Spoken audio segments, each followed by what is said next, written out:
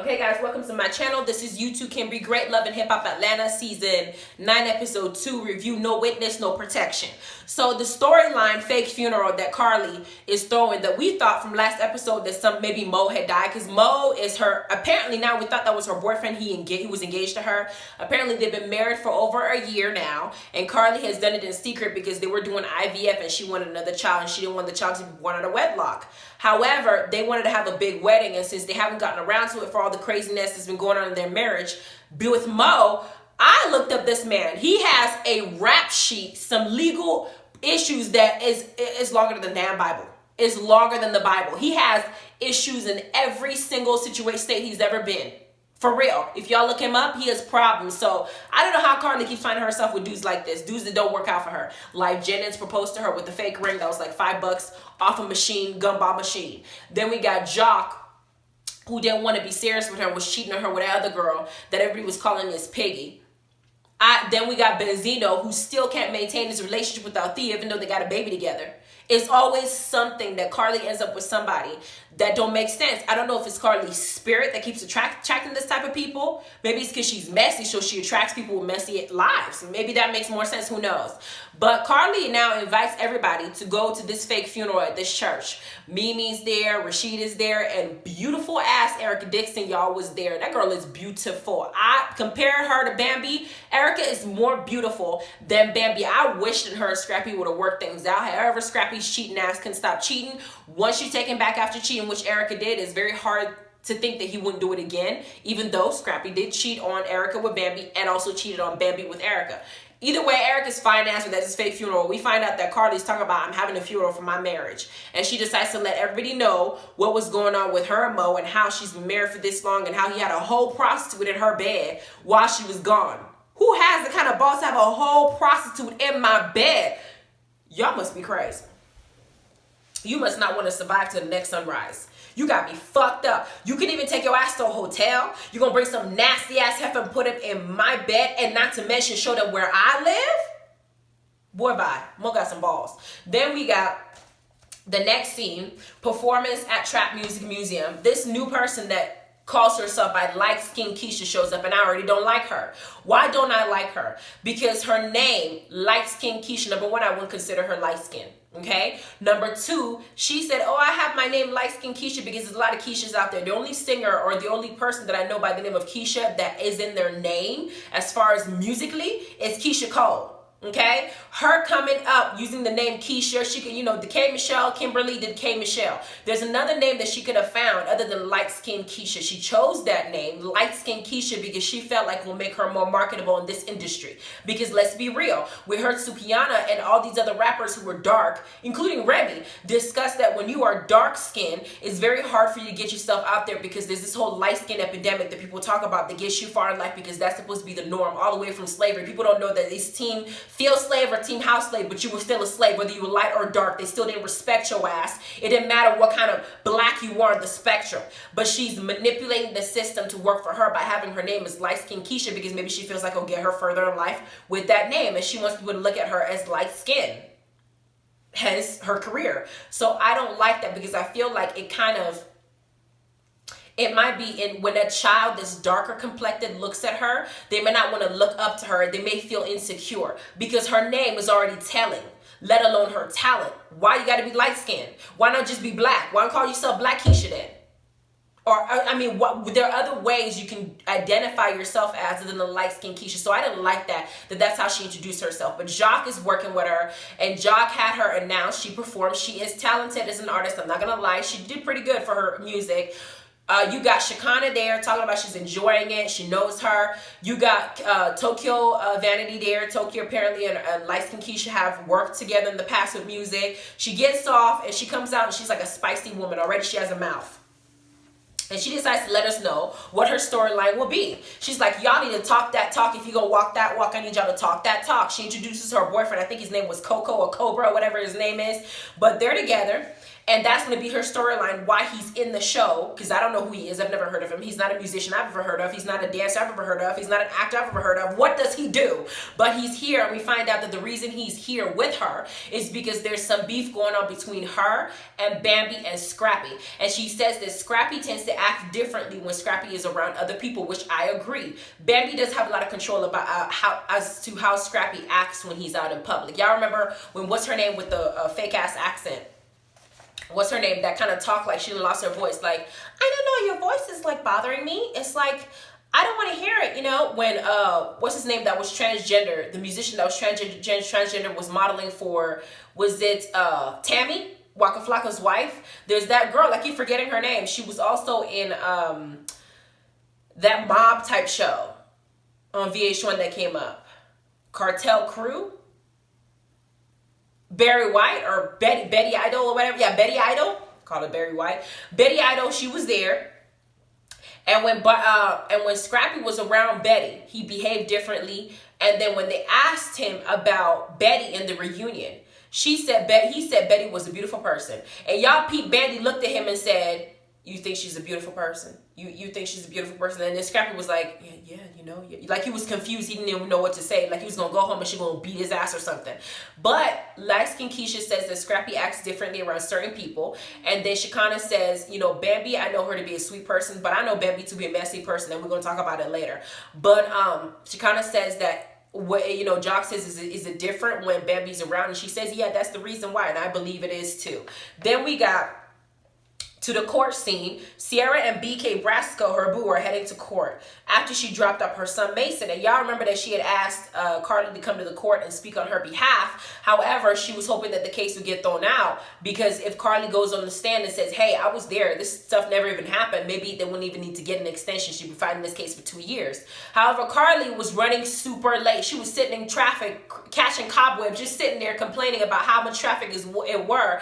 Then she said that she went to the wrong courthouse. Then at some point she got out the car trying to walk down the street as if she's going to run to the court. Then we got Sierra in the courtroom not being able to answer her phone, basically panicking. But before they went in, Shooter ass shows up talking about, I'm here to support outside the court. What the hell is wrong with this man? You got 2 kids with her and you want to say that, oh, you know what? I made a promise to my son who passed away that I would never set foot in court, so I'm keeping my promise. You have 2 kids that are living with this woman. And if she goes into the pen for a year, you will have your children's lives turned upside down for a year. You want to sit up outside the courtroom and say that you don't want to come in, but you're out here to support. Sierra's almost cussed him out and sent him away. What do you hear? BK decides to do something stupid. I feel that, man. I feel that. You know, dumbass. Just dumbass. What the fuck are you doing? Why would you even show up? To what, Tommy? I just showed up to stand out here, even though I know I can go in here and speak on your behalf, you know? The kind of sense does that make? Whatever. But she said shoot her away, which she should have. He's like, I'm praying for you. Pray for yourself. You need help and some sense. Then we got Alexis and Akbar with their kids, and Alexis brings her daughter Alea, who she says is special needs, which we know since the moment the baby was born that she was special needs, and that it's hard for her to be a special needs mom. Then Akbar decides to reprimand her, even though she brought her and came with her to Rashida and Kirk's engagement anniversary party and let her make an ass out of herself, because Alexis told Akbar she was walking in that what she was going to do was going to be messy, even though she wasn't invited. But Akbar's trying to sit here talking about, you know, I don't want to be a part of the mess. You know, I'm trying to be on good. I'm trying to live my life better. Then you shouldn't have let her ass walk into that party in the first place. And damn sure shouldn't have been with her when she went in there and made a fool out of herself and destroyed somebody's anniversary party. But then she asked Alexis what the issue is with her and Karlie. And she says it's Mo. Apparently her and Mo used to date.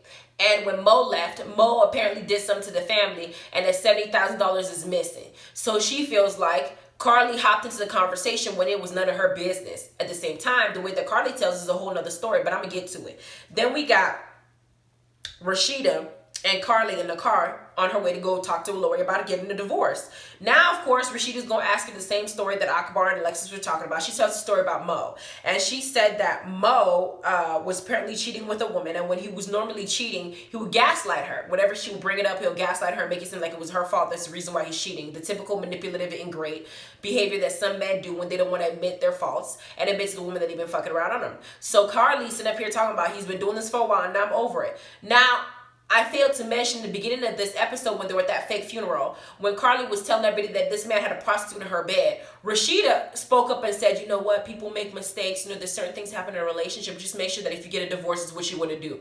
Excuse me, bitch? Your man had a baby on you. I'm telling you, with a whole stripper at a club. I'm telling you, this man had a whole hoe, because she's a prostitute, she's a hoe, in my bed where I sleep, and I didn't know how many men that ran through her. And you're saying that I need to think about it before I divorce him? See, that's why Kirk is cheating on her. That's why he keeps doing it, because this is her thought process. Girl, bye. Then we got Mama D and Ernest at the house. Mama D survived her surgery. She did very well, which we knew because we saw her drinking the next episode. And Ernest is nagging her about drinking, trying to basically help her understand how significant it is for her to never touch a drink. And Jock and Scrappy are on their way to go see her. And Lightskin Keisha comes up. Jock brings her up. And Scrappy tells us that he had a friend, a mutual friend between him and Bambi named Amy. Amy was dating Lightskin Keisha's current man, and it seems like Lightskin Keisha was the other woman, and she interfered in the relationship. And because Bambi doesn't fuck with people who fuck with other people's relationship, even though she interfered in Scrappy and Erica Dissing's relationship, she knows what it feels like to be the other woman, but she doesn't want Scrappy to be involved with people who might interact with people who don't care about relationships. So she's the one who made the choice to keep him away from that girl, and he obliges. He don't want to go home and fight with the wife.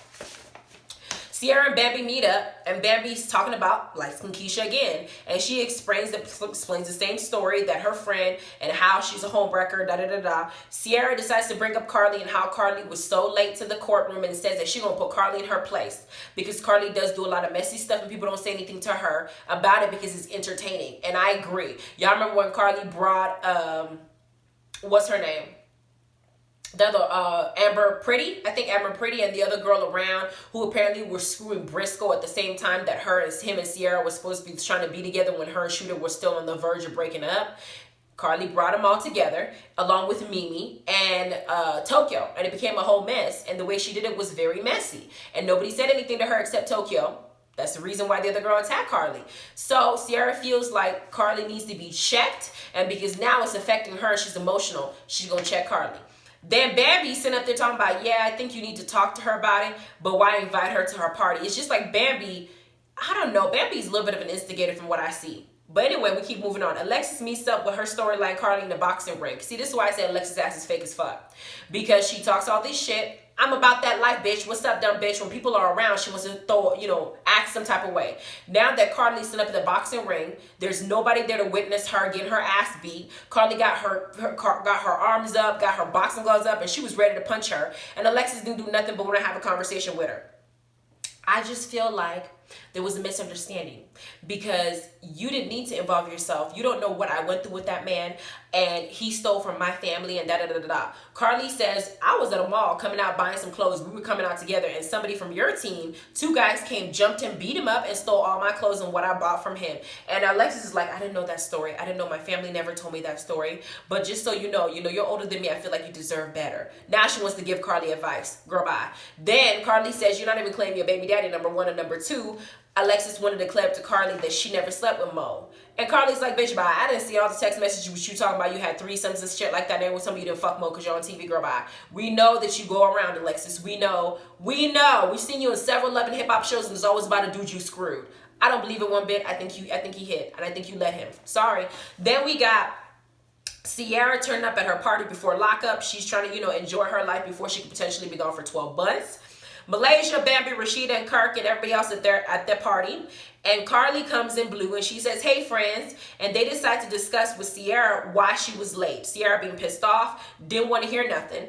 And so she said, you know what, Karlie, you should have been there for me like I was supposed to, like you're supposed to be as a friend. Karlie's like, you're not there for me when I need you to. You don't know what's going on in my life. And both their lips are actually talking to each other because they're both busted out, just sticking out their face. Then Sierra walks away. Karlie decides to talk to Rashida about it, and while she's talking to Rashida, she's talking about how Sierra went to something with Stevie and they took a picture right at the same time when her event was going on. Sierra's reading her lips and Bambi's instigating, talking about, I think she's talking about you, she's talking about you. So Sierra goes over there to check her. Why are you talking about me and what you're saying is wrong? Because Stevie went with me to court. We have the same lawyer, and that's why we took a photo together. And as they're talking, Karlie's like, basically asking her, what is it that you know about my life? Because she really don't know what's going on with her and Mo. And Sierra's like, you always make shit about yourself every time. You always you try to be the victim, make it about you. It's not about you. And then she decides to kick Karlie out. And Karlie says, I'm not going nowhere. What you gonna do? Sierra's like, I don't want to beat your asses. I want to end up with another case. I'm still trying to fight this one. Bambi's now, after she set up, they're talking about you. She's talking about you. She's talking about you. She's gonna be like, we don't need to do this here.